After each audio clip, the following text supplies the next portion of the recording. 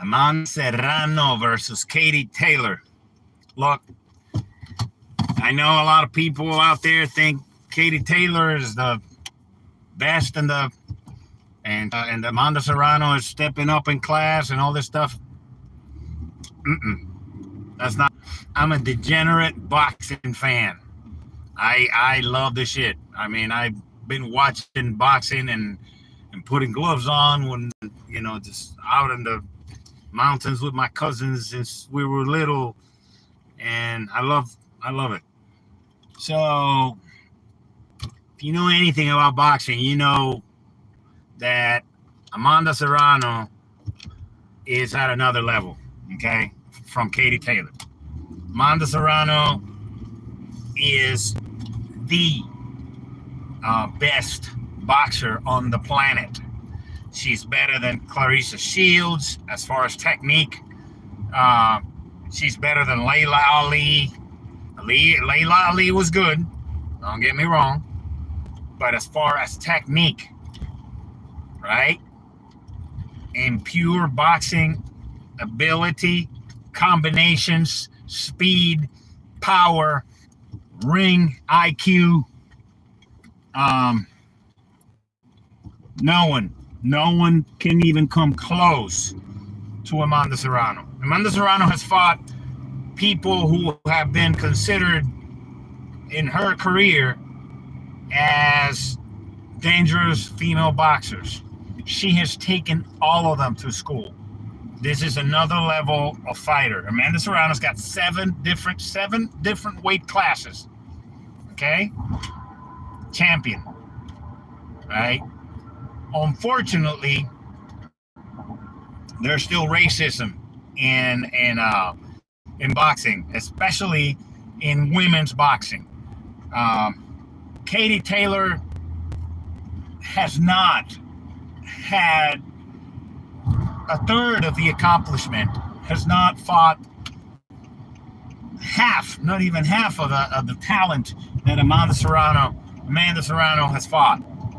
Yet Katie Taylor is the most famous and best paid boxer on the planet. So unfortunately we're still there. And when it comes to women's boxing and many other things, but by accomplishments, Amanda Serrano should have been a long time ago. The money follows the famous white girl that can fight. So, as far as what's going to happen in the fight, I saw a fight. I don't think it was the last fight of Katie Taylor. Don't get me wrong. Katie Taylor's got good combinations. She's got good power and good speed. And she's got a heart of a lion. That you can't take that away from her. I'm not trying to talk trash about Katie Taylor. I'm trying to talk accolades about Amanda Serrano. And people say, "Oh, you're biased because you're Puerto Rican." No, let me tell you something. If you have seen, go watch tape, video of Amanda Serrano, and analyze the way she fights, her technique, and her tactics. Let me just put it this way: she spars with guys, okay? Because there are no women out there that Serrano can spar with that can last anything and get a true workout is to spar championship level guys in her weight division. Okay? It's not like she's fighting little guys. She's fighting guys in her weight division. And she's putting hands on them. Okay? It truly a savant when it comes to boxing. Her style, her style is volume punching with accuracy and combinations, and at the same time elusive. So that is very hard to do. when you have, and she's been in there with people who can counterpunch, and she just mauls them. I mean, from the round one, I was just watching tape on her last night or the night before.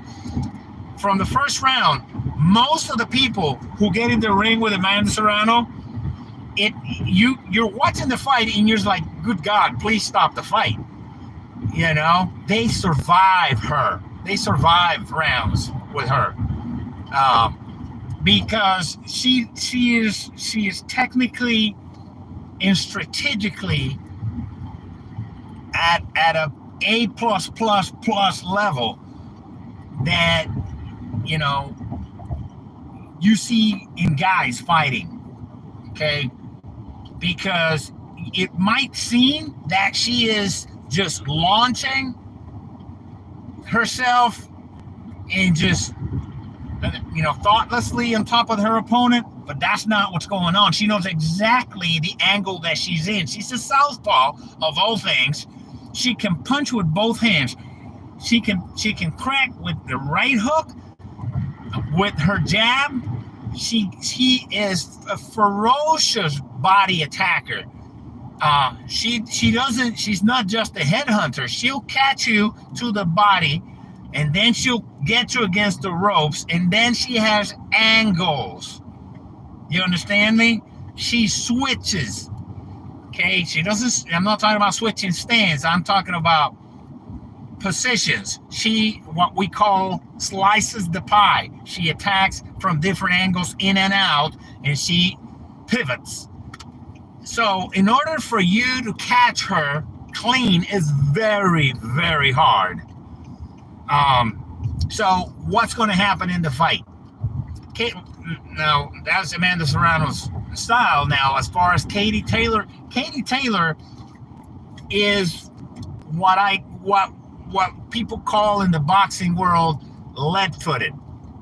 A lead-footed person, a lead-footed fighter is a fighter that once they start punching, they can't shift. It's not that they can't do it, it's just they haven't been taught to. You know, and they can get into that habit of once they start unloading, boom, boom, boom, boom, you know, shooting, they can't move, you know. So, you know, that's, if they haven't corrected that, she's going to get hurt early, because she's robotic. She's got power, but it's in a straight line and punches and bunches, but she doesn't pivot. Okay, so at least not that I have seen her, or with power. And there was one fight where she fought this woman. I think it was like 2 fights ago for her, or one, or not the last fight, but either the before or the one before that. She fought this woman that this lady had heart of a lion that fought Katie Taylor, and when Katie Taylor went to press the action, this lady fought back, and she left Katie Taylor with a swollen face. Katie Taylor looked like she lost the fight. She won the fight in points, but this lady, when she went, they went in the phone booth fighting, in the inside fighting. This lady clocked Katie Taylor quite a few times. I mean, she busted her face up. So guess what Amanda Serrano's game is? The inside fight. But the problem is that when you get into fighting on the inside, what we call fighting in the phone booth, really close, with Amanda Serrano, she doesn't stand there and wait for you and waits to counter you. She's aggressive, and she counters right when you're trying to counter her. Here comes the left, and here comes the body shots. And she's shifting, so it's really hard to tag her, to land on her, but she's landing on you with power. Katie Taylor is in for a rude awakening in the whole boxing world. The people, not the actual boxing world, the people who know about boxing. I'm talking about the boxing fans who are not people who know about boxing. They don't know the techniques because it's like, let me give you an example. If you never drag raced, you don't see much, you don't think much of it. But once you start building a car yourself and in your backyard and you see how hard it is to do 13 seconds with a little rotary or a little four cylinder without a turbo, it's like you start getting respect for how much goes into that, and you learn a lot of stuff. And then, so you go before you know about drag racing to the drag strip, then you go after you know about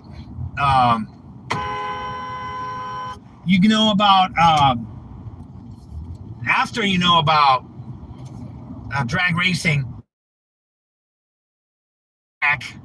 and then it's going to be a world of difference, an absolute night and day thing, because there's two different things. Once you know how hard it is, you're gonna respect it. Oh my God, people who can't drive doing 35 miles an hour in the highway, it's insane. So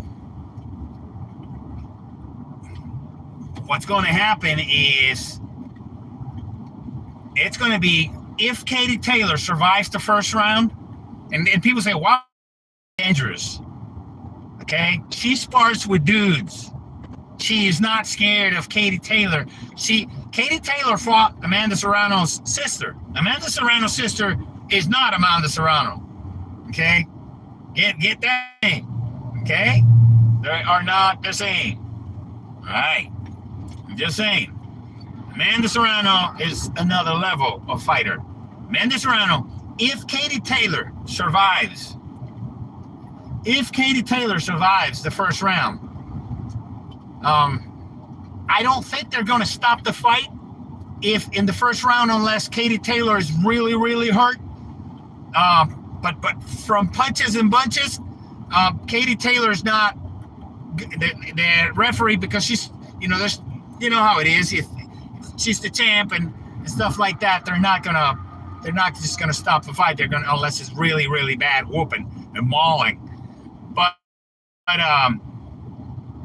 if she survives the first round, Katie Taylor, it's gonna end with a stoppage from either the referee or the corner, because they have never been in a fight with a fighter that is that dangerous, that puts together so many punches and does not smother her punches. They have never seen that. They have never faced that. They have never faced getting punched in the face hard, dangerous punches so many times, one after the other, and hard, and body work that's really painful. So they have not faced this amount of pain and speed and power and accuracy. Never. From every angle. She's going to be overwhelmed. Katie Taylor's going to be overwhelmed. Okay? If she survives that first round, what's going to happen is she's going to try to counter Amanda Serrano. And Amanda Serrano's just going to keep popping her, with that right jab, pop, pop, pop, pop, pop, pop, pop, and angles, pop, pop, pop, and it's going to, Amanda Serrano, she's a consummate tactician, and also she has strategy, a consummate strategist. If she sees that the girl is tough and she's not knocking her out, or the referee's not stopping the fight, she will let the person recover a little and come to her, and then switch and get her in the ropes and finish her. So it's going to be either a knockout, or one of these things. It's death by 1,000 cuts, a mauling. It's either going to be a stoppage, or they're going to stop the fight to protect Katie Taylor, or Katie Taylor's going to get knocked out. when she goes, because she's got guts too, you know, and she can punch. So when some fighters that know that they can punch, I'm one of them. I'm heavy and I'm heavy-handed. Sometimes I say fuck it, I'm getting my ass kicked in a sparring session or something like that, and I'll go for haymakers. If I land them, I end the fight. If I don't, you know, I'm fucked because I'm tired, and then I gotta play defense for the rest of the round. So, unless Katie Taylor lands a lucky shot, and when I mean a lucky shot, I don't mean a lucky shot that's gonna knock out Amanda Serrano. I don't care if she doesn't have the power to do that. And she is for a women's champion. She's got a lot of power, but remember, Amanda Serrano is used to getting punched by dudes, by championship level guys, okay, in her weight class.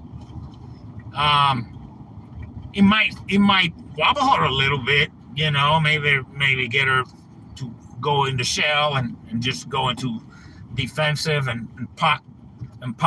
And here's another one.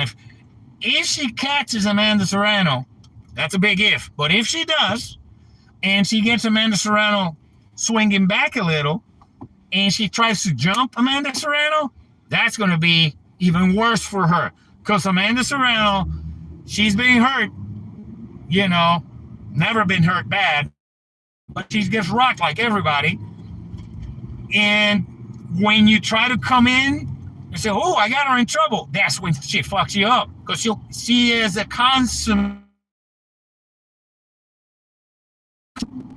counter puncher, going backwards from a southpaw stance with a right hook and a left uppercut.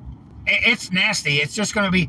There's no way around it. You know, I've looked at the fight. She would have to land a super perfect punch early in the fight to catch Serrano and knock her out. I don't see that happening. I just don't see it. You know, there's people say, well, you know, you can get,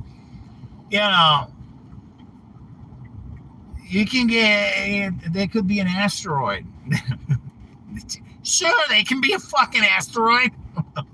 And then we're all fucked.